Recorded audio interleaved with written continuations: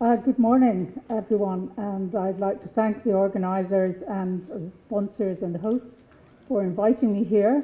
I have heard many inspiring comments this morning, and I hope that my presentation will add something to that. I'm currently director at what is called the Work Foundation. This is a think tank which is owned by Lancaster University.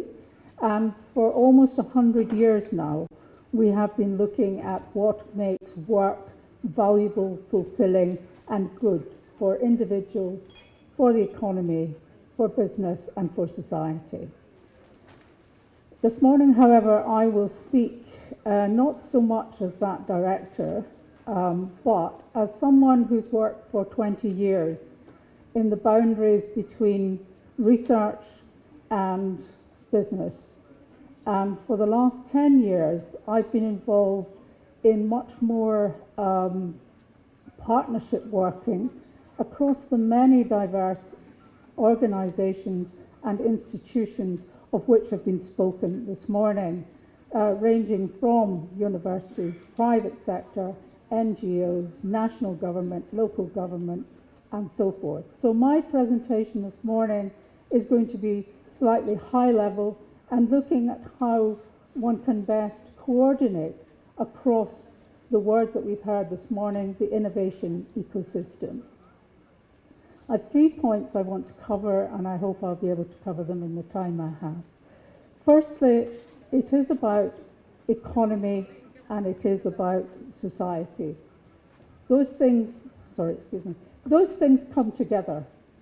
And very importantly, I think that where Saudi Arabia is at the moment, it is important to recognise that economy and society must be synchronised and in sync to make this a big success for your endeavour. Vision 2030 is inspiring, it's compelling, and it's clearly articulated. But to be successful for me, I would advise that you can learn from the experts here, but you must adapt it to your own context.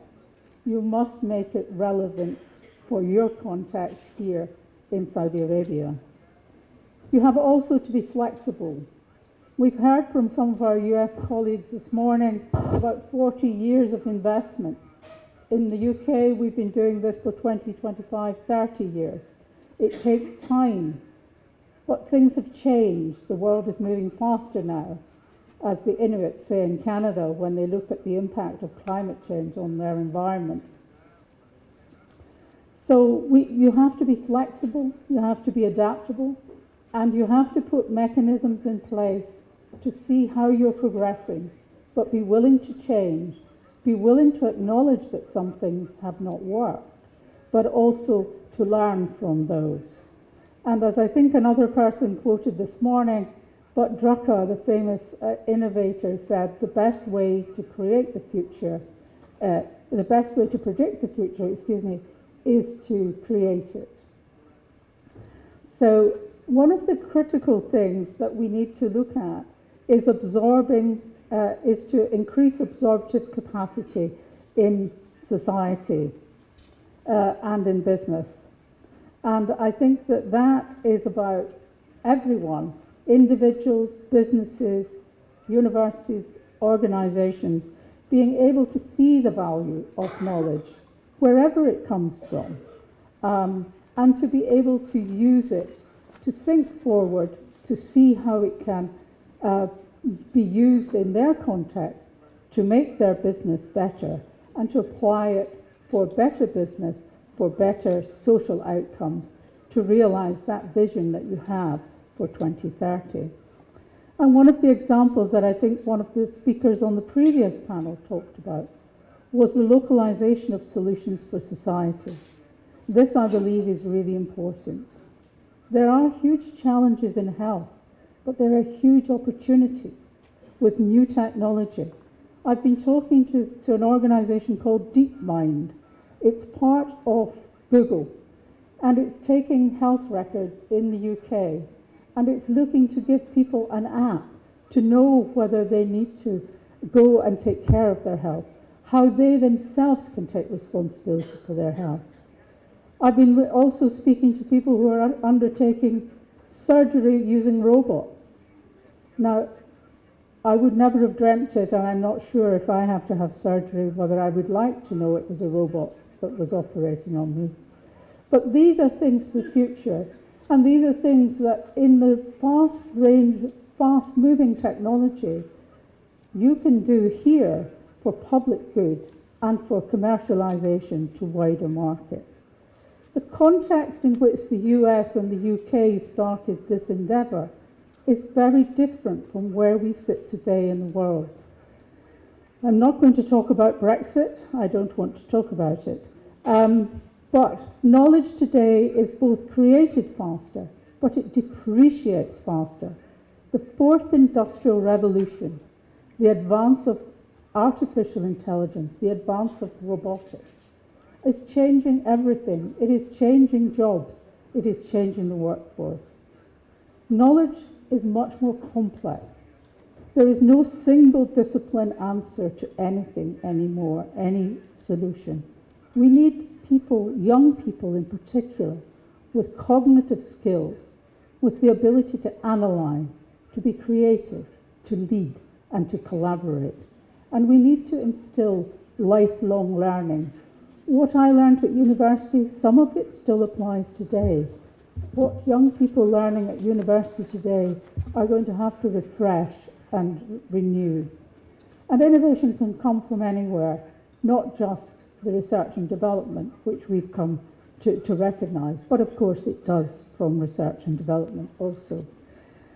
So innovation ecosystems, I'd like you to memorise this diagram. I don't think you will. It's really just to illustrate that many, many people have to come together to make this a success. And for coordination is really important. It is really important across this. And the role of government in many senses is to be what the OECD called the gardener. The government has to water the plants. It has to clean out the weeds and get rid of the pests. So in terms of regulation, barriers that are stopping you proceed. It needs to fertilise the soil, and it needs to allow 1,000 flowers to bloom. So it's complicated, and I believe it needs some level of coordination and facilitation. And way back, again, this is another one, showing the complexity that you need in an innovation system, but you have to put all that together and ensure that it becomes a system. It becomes a system for innovation when everyone is thinking about innovation and how they contribute to it. And my recommendation is that perhaps you need a specific agency for this, not to manage it top down, but to talk about facilitating, to talk about building networks, and to connect the dots, connect the people, create a community of innovators, and enable learning by doing, failing but learning, and testing and trialing. So this is just a quick recap, and I'm conscious of my time, so I will skim on to the next one, but a quick recap of the things that you can do to make innovation ecosystems work. So my recommendations come under 5 headings here. Increasing this absorptive capacity is about recognizing the importance of knowledge, how you can use it for many, many different purposes. It's about increasing that knowledge sharing through creating communities and soft infrastructure as well as hard infrastructure. It's about learning as you go, learning by doing, and making that challenge-based, looking at the challenges which face your communities, face your people, face your country, and saying, we will innovate to solve these. We will solve these here because many other places will have the same challenges, and we may be able then to have innovative products and technologies which can help the world. And I think Very importantly, and I've only had it mentioned one panelist so far, you have to celebrate your success. You have to engage your mass media in celebrating your success. I don't know how many people here know someone called Professor Brian Cox. He was a pop star, but he's a physicist. And he has captured the imagination of young people in Britain to think about physics, to think about complex areas, and he is a fantastic communicator. So all of this comes together in that ecosystem. And I've been involved in two of those. Across Manchester City, not the football club, excuse me, across the city of Manchester in the UK, and in London, in terms of tech city in London. And we had a tendency, I'll finish up now, we had a tendency in the UK to copy the US. And everywhere was silicon everywhere. We had Silicon Glen in Scotland, we had Silicon Fen in the east of England, and we had Silicon Roundabout. That is really enticing. Silicon Roundabout in the centre of London. This has become Tech City, and over time it has grown and been a huge success. So I would just say having the ingredients is really important, but getting the recipe right, and the recipe for you here in Saudi is what is absolutely vital for you being a success. I wish you all the very best in realizing your Vision 2030, and I hope that some of the things that I know and say can help you make that a success. Thank you.